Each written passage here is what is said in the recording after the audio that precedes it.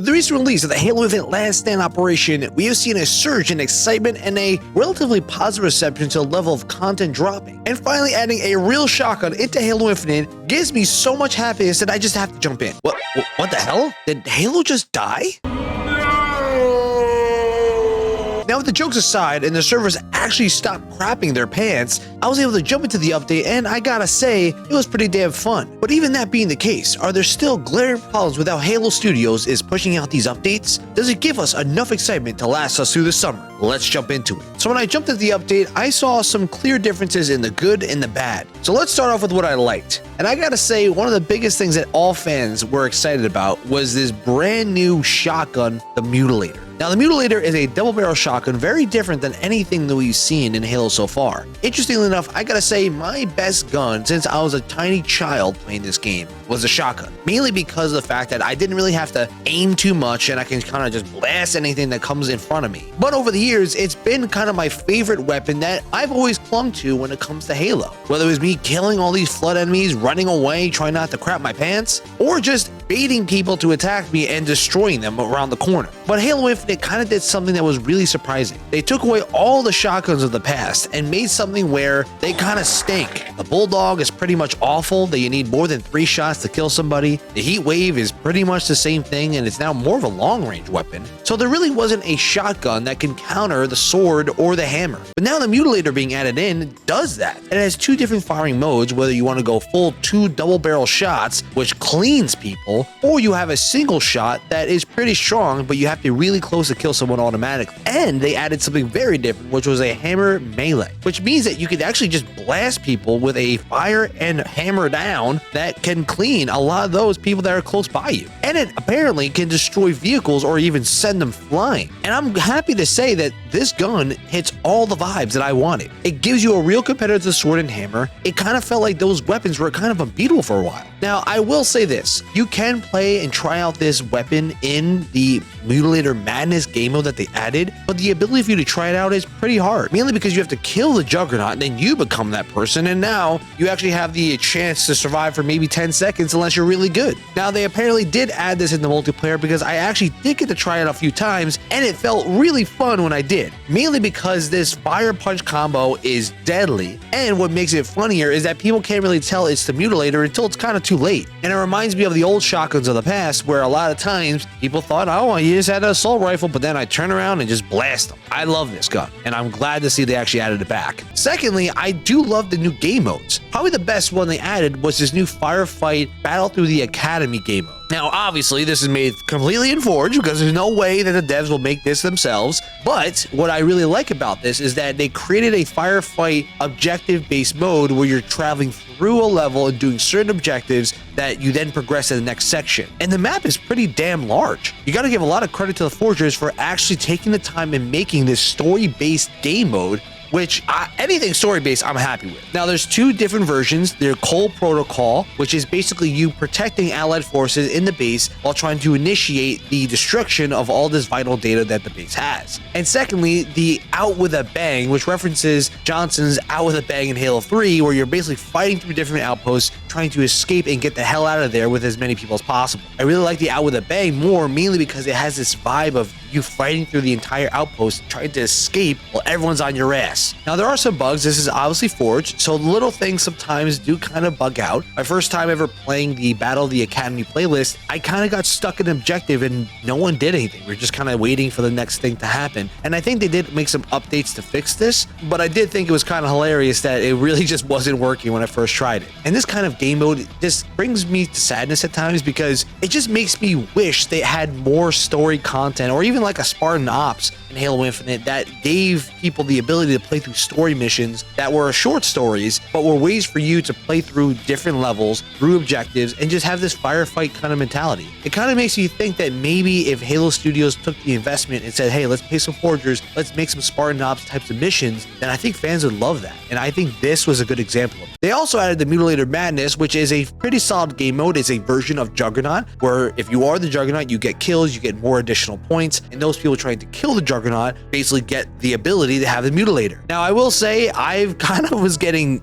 smacked around in this game mode quite a bit. For some reason, it was actually super hard for me to become the Juggernaut because I'd weaken somebody to the brink of death, and then some guy right next to me steals the kill, and then I turn to my right and he just blasts me with a mutilator. So that just happened quite a bit, and I was kind of frustrated because I just want to try the shotgun. I just want to play as it, to the point where I had to get a lot of playthrough initially through the academy, and then I finally was able to get to use this gun multiple times, whether it was the multiplayer or on the Mutilator Madness. But I gotta say, it's a fun mode. You can kind of goof around. I probably wouldn't sit here all day playing it, but it's something that if you want to just have like some fun and some 4v4 maps and play some free-for-all, it's a cool little game mode that they added. But one of the best things they did do here was the customizations. And you know me, I'm one of those big customization guys. I've been talking about customizations and colors and changing what a guy's outfit looks like all the time. And I think first off, the operations pass is not bad. Now granted, you do earn one full armor set for free with 20 different tiers you can earn, but you can also pay $10 to jump into the Operation Premium Pass, which is similar to that of the seasonal passes. They give you 50 tiers to unlock with a lot of Spartan points, but now you can also earn up to 4 different armors. So you have the free ones, and then you have 3 brand new ones that are added to the game. Now these armor sets are a blast from the past. The first one's Raider, which was a Halo 4 armor set, EVA Gen 1, which is a Halo 3 armor set, which a lot of people were excited about,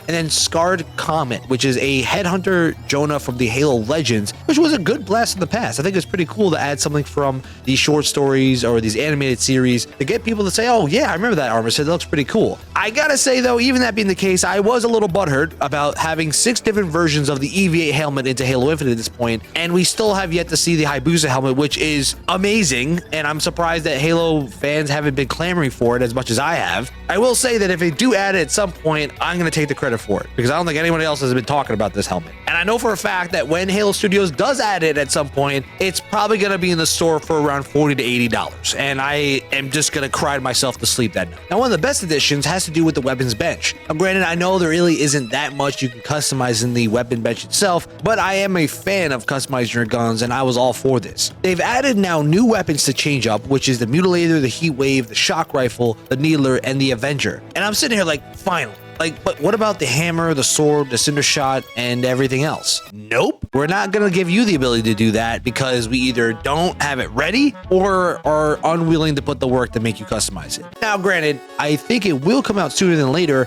but it kind of is a mix of feeling because I want to be able to customize everything. They did a great job giving the variable different colors, and now you don't have to necessarily pick and choose which weapons get certain colors because now every color you've earned does transfer over to everything. If you did have all these different variable colors you've earned since you started playing, every single one of them is now being added to all the other weapons, which is great. Now, I do wonder if they're ever going to add different weapon models to these other guns. Like, I think one of the funniest additions that they could add to the Mutilator would be to make this Doom variant.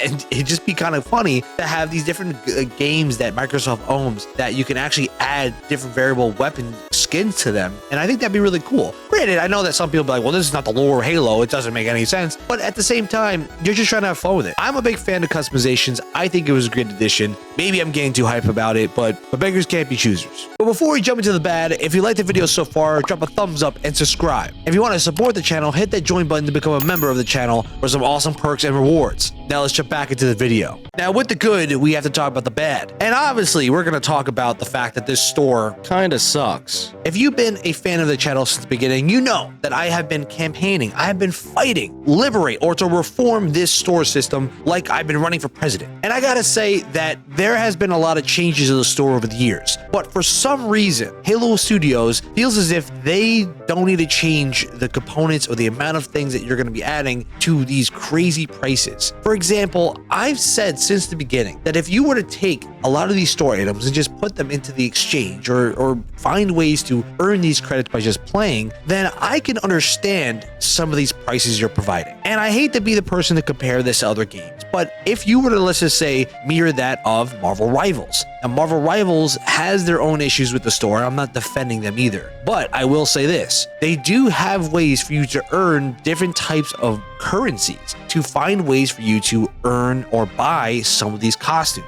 For example, if you just play for free and don't even play the battle pass at all, you do earn some dollars by just playing the game. And if you grind in Marvel Rivals, you can actually earn enough money to buy a costume that you want to have rocking for your character. Now, I think what's a little egregious about Marvel Rivals is that these costumes are hitting around 14 to 15 to 20 plus dollars for each and every single one of them. And these costumes aren't as customizable as you could see in Halo. That being the case, some of the armor sets you earn in this game in the store are 18, 22 to 38 plus dollars for each one. And I've crafted my pants. I've made videos about this. I've talked about how this is egregious. This is a bad look. Because now a fan sees this and says, why the hell am I going to pay $36 for a combination of armors of things that look really cool, by the way, for something that I feel like is not worth it? I think what's good about these armors in Halo is that you can customize them. You can have colors, you can have some special effects on your armors, and all that stuff is great. But why make it so difficult for someone to buy something if you actually make it affordable? Like, imagine if you made this $10 or even less than that, and you said, well, you know what? You could earn money by playing the game, doing challenges, doing accommodations, and then all of a sudden, like, you're seeing a whole new momentum into the Halo Infinite game where, let's be real, guys, all this stuff in the store is going to disappear when you make the next game. So why are you going to save it all onto some thumb drive that you're never going to be able to use again, especially if the game is getting older and older and there's less people playing it? Why not give incentive to fans to come back and play? Give them a reason to come back and say, hey, you can earn this money and buy this armor in the shop, and you can really deck out your character as much as you want, because we're heading into the last year or year and a half of this game's life cycle. And this then ties into my next problem, is the exchange. The exchange, on one hand, is such a great idea, and I was slamming the table. I was throwing flowers at Halo Studios for doing this. The exchange was something that I thought that this game deserved to have at the very beginning. Having an ability to exchange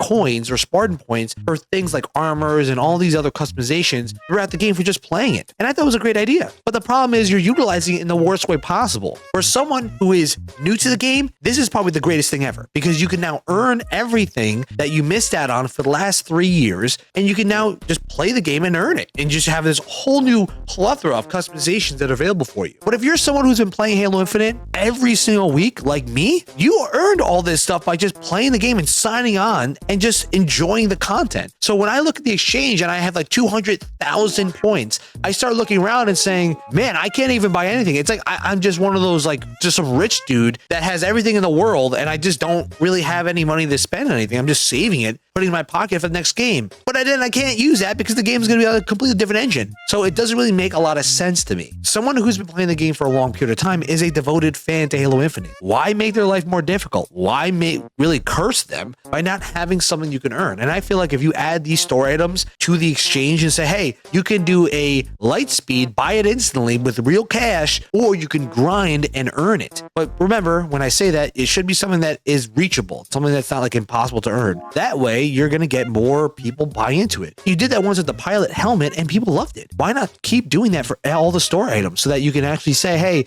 you either can buy it outright with cash or show your dedication by playing the game. And lastly, I thought it was kind of hilarious that people were so excited about this update that when they showed up, the servers were trash. This always just feels like it's a good, but then there's something bad right next to it. Yes, this update has some really great components, but then there's just some stupidness that's just to the side that no one really wants to talk about until you experience it for yourself. Now, overall, when I look at this last 10 operation, it was probably one of the best updates I've had in a long time, if not the best. Mainly because the fact you've added a brand new weapon, which is awesome in my opinion. It was nearly perfect addition to the game. It creates a brand new meta that we haven't experienced in a really long time. They've added a new firefight story game mode, which is great and just makes me wish we had more missions like this. Customizations are great, just wish they lessen the amount of the store crap that we have to see and we can just earn the things by playing the game. Because overall, when you look at how Halo Infinite is in its current state, it's one hell of a fun time. As much as the game had time after time found ways to piss off the fans, you gotta admit the game has made a major transition from day one to now. It feels like a complete experience. And this tells me that if the devs realize that if you put more love into the game by adding weapons, vehicles, equipments, experiences, fans will appreciate it. I mean, I nearly broke my back when I jumped into the update because I was so excited and then I couldn't even play a single damn game game mode. I cried myself that night because I was like, I just want to play a shotgun,